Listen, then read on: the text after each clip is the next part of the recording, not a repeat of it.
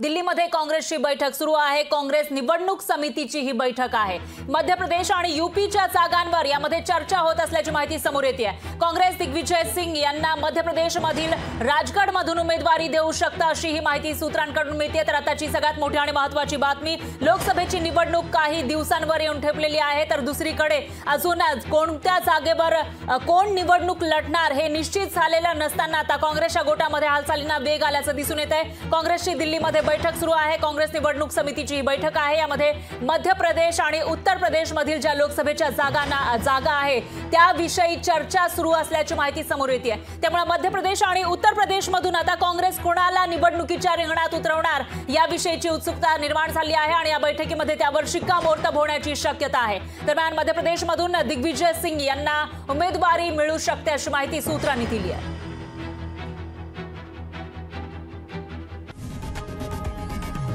लोकशाही मराठी ऐका, पहा, जागरूक रहा।